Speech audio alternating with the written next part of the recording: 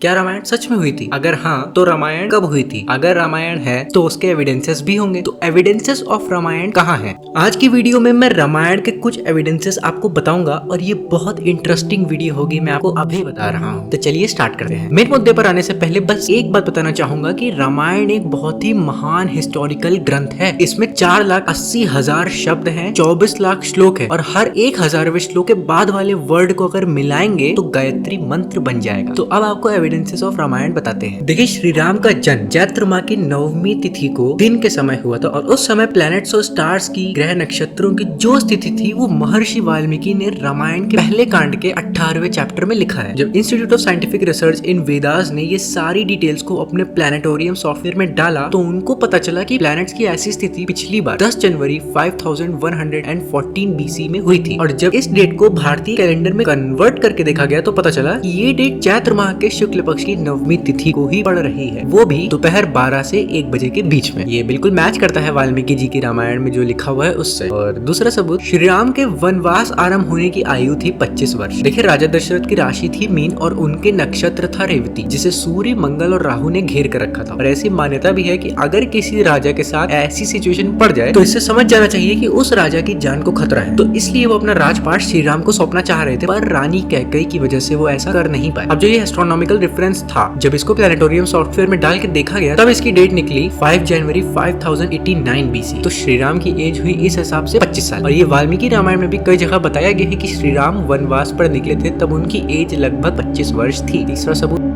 राम सेतु आज से 7000 साल पहले यानी कि 5000 BCE में बनाया गया था। साइंस चैनल की एक वीडियो में आर्कियोलॉजिस्ट चेल्सी रोज ने जब राम सेतु की कार्बन डेटिंग की तब उनको पता चला कि जो इसके ऊपर मिट्टी है वो 4000 साल पुरानी है और समुद्र की लहरें उस मिट्टी को वहां तक लाई है। पर उनके ऊपर पड़े पत्थर, मेरे शब्दों को गौर करिएगा, उनके ऊपर पड़े पत्थर 7000 साल पुराने हैं। तो ये भी कौन सी घटना पर इशारा करते हैं? जी हाँ, रामायण पर। लेकिन सबसे मेन बात तो अब शुरू होती है। रामायण तो त्रेता युग में हुई थी, यानी कि आज से 1.29 मिलियन ईयर्स पहले। तो साइंटिस्ट ने जब इन सब एस्ट्रोनॉमिकल रेफरेंसेस को जो श्री राम के जन्म की थी को फिर से जब प्लैनेटोरियम सॉफ्टवेयर में डाला तो पता चला कि ऐसी एक और घटना 1 मिलियन ईयर्स पहले भी हुई थी। मतलब श्री राम के जन्म वाले दिन जैसी एस्ट्रोनॉमिकल सिचुएशन जो कि वाल्मीकि जी ने भी बताई है, वही same situation 1 million year before भी हुई थी। यानी आप समझ सकते हैं कि यही एस्ट्रोनॉमिकल सिचुएशन हर 1 मिलियन ईयर्स माइनस 5000 ईयर्स में एक बार होती ही है। अब एक और सबूत कि रावण की लंका की रखवाली 4 रथ वाले हाथी करते थे। ये चीज वाल्मीकि रामायण में वर्णित है और ये एनिमल आज से 1 मिलियन ईयर्स पहले एग्जिस्ट करते थे। और इसको आज के साइंटिस्ट गोम्फोथेरस के नाम से भी जानते हैं। गोम्फोथेरस के फॉसिल्स की स्टडी करके वैज्ञानिकों ने बताया कि ये आज से 1 मिलियन साल पहले थे। अब ये बताइए कि द्वारका नगरी तो द्वापर युग में लॉर्ड कृष्णा द्वारा बसाई गई थी। त्रेता युग के कितने सालों बाद द्वापर युग आया था और उसके अवशेषों की जब कार्बन डेटिंग की गई तो पता चला कि आज से 9,500 साल पुरानी है। मतलब ये 7000 BCE में बनाई गई थी। तो ये सब बातें रामायण के 7000 साल पहले घटित होने के क्लेम को खंडित करती, क्योंकि जो क्लेम है उससे पुरानी तो द्वारका नगरी है और द्वारका नगरी बनने से लाखों साल पहले रामायण हुई थी। और अभी मैंने कुछ सेकंड्स पहले ये कहा था ना कि राम सेतु के ऊपर पड़े हुए पत्थरों की आयु 7000 साल है, पर ऊपर पड़े पत्थरों की है ना, हो सकता है वो लहरों से बह के उसके ऊपर आ गए हों। जब तक राम सेतु के बीच में और नीचे के पत्थरों की स्टडी नहीं होती तब तक हम लोग कुछ नहीं कह सकते। अब हम और आप अभी सिर्फ धैर्य रखकर आगे की रिसर्चेस होने का वेट कर सकते हैं और आगे जो रिसर्च होगी वो भी आगे जानने के लिए मुझे सब्सक्राइब करना ना भूले।